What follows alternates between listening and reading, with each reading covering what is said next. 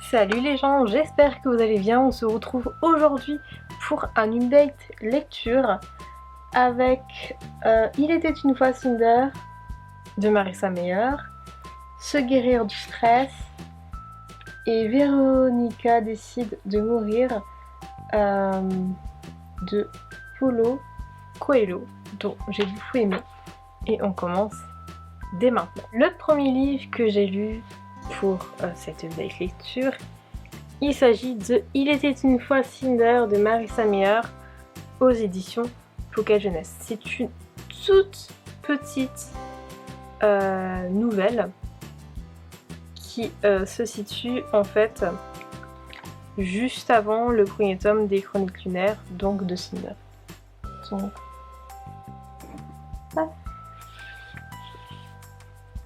donc de celui-là.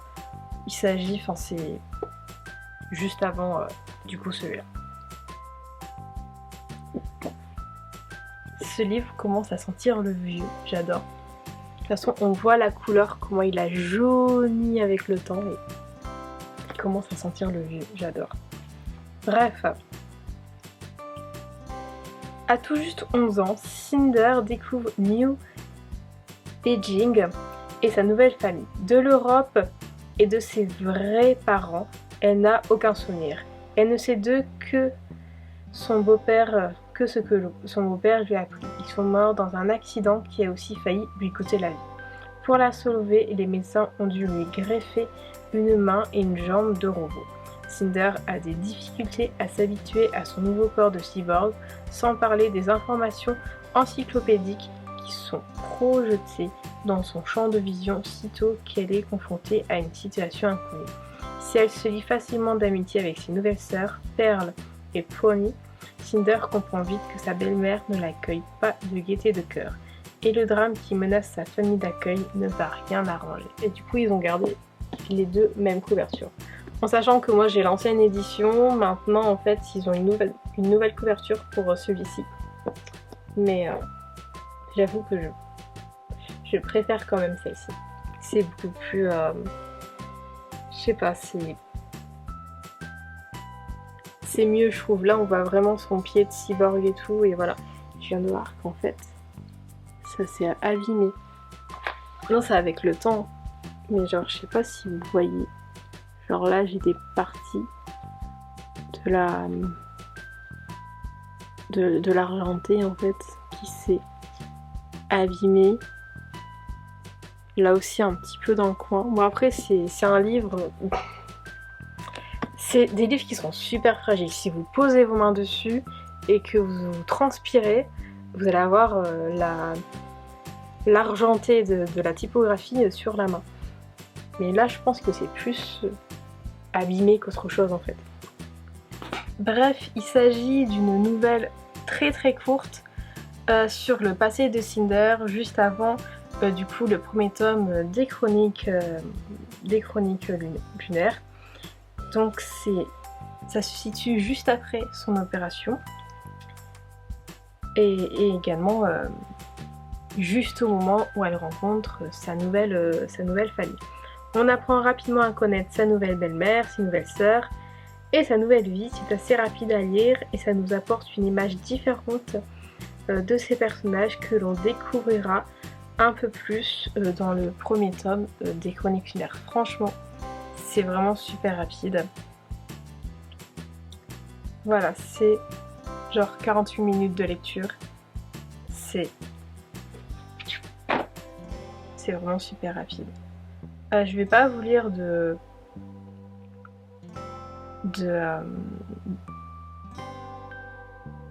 citations que j'ai soulignées parce que c'est très rapide et en vrai je vous incite vraiment à le lire, c'est vraiment sympa et je trouve que ça nous montre, ça nous donne une vision un peu différente de ces personnages que l'on redécouvre dans les Chroniques lunaires. En tout cas personnellement j'ai beaucoup aimé, mais étant donné que je suis une extraordinaire fan, une très grande fan des Chroniques lunaires et de Marissa Meyer de manière générale, je ne suis pas vraiment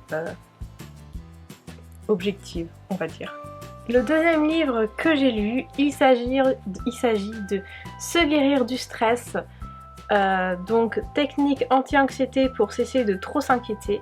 Découvrez comment rester calme sous pression grâce à la résilience émotionnelle et à la force mentale. Et donc c'est de Derek Howell.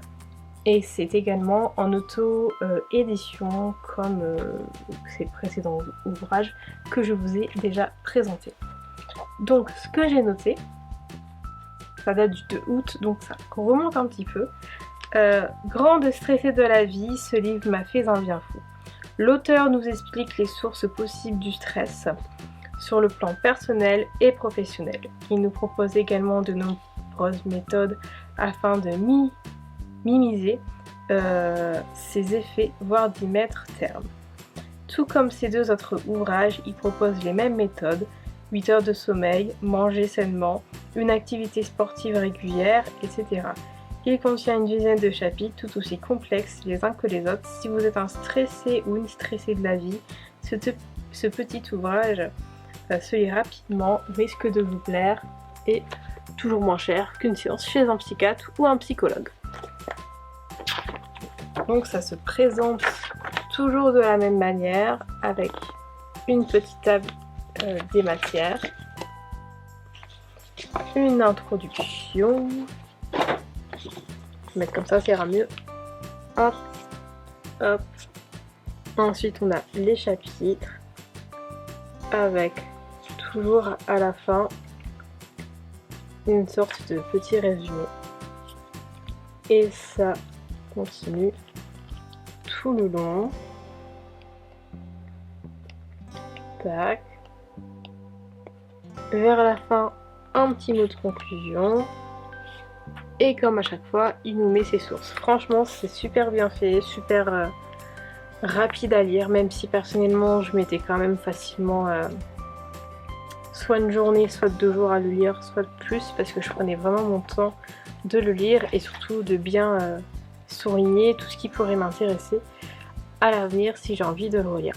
Mais personnellement, si vous êtes soit stressé, soit anxiété, soit quoi que ce soit, regardez les livres de Derek Howell sur du coup Amazon. Franchement, ils pourraient vous plaire. Et ils sont disponibles sous différents formats. Là, moi je l'ai pris en papier, mais il est également possible de l'acheter en Kindle. Et vu que c'est un auteur américain, vous pouvez, si vous savez lire ou comprendre l'anglais, également les prendre directement en version originale. Et il en a également fait d'autres que je n'ai pas acheté parce qu'ils m'intéressent moins, mais il faut savoir qu'il en a sorti pas loin d'une petite dizaine, je pense. Voilà, ensuite le dernier livre que je vais vous présenter pour cette date lecture, il s'agit de Véronica décide de mourir de Paulo Coelho aux éditions Flammarion.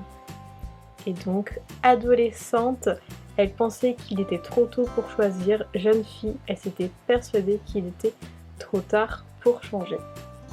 Et nous avons été rejoints par un magnifique chartreux qui s'appelle Valérion et qui fait toujours des gros câlins à sa maman. Tu vas, mon amour? Allez.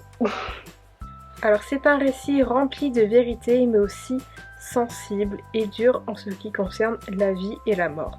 Un plaisir d'avoir suivi le personnage de Véronica mais aussi Édouard qui m'a beaucoup touchée. Un roman d'une extrême douceur malgré la dureté du thème de ce roman. Les religions sont également évoquées à plusieurs reprises dans ce manuscrit, apportant une touche importante à la morale de cet incroyable roman.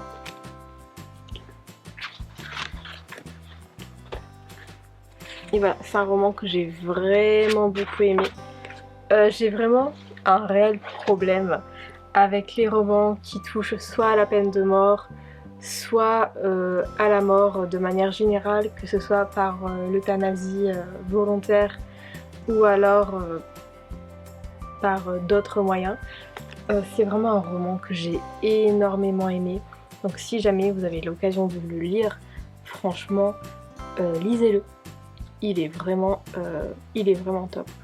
approuvé par mon chat que vous venez de voir d'ailleurs. Valerio l'approuve. Tu approuves? Oh ouais. J'ai vu, il a fait oui des yeux. Tu approuves? Oui. Oui.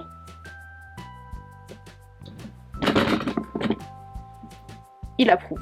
Cette update lecture est maintenant terminée. J'espère qu'il vous aura plu. On se retrouve très bientôt pour de nouvelles vidéos.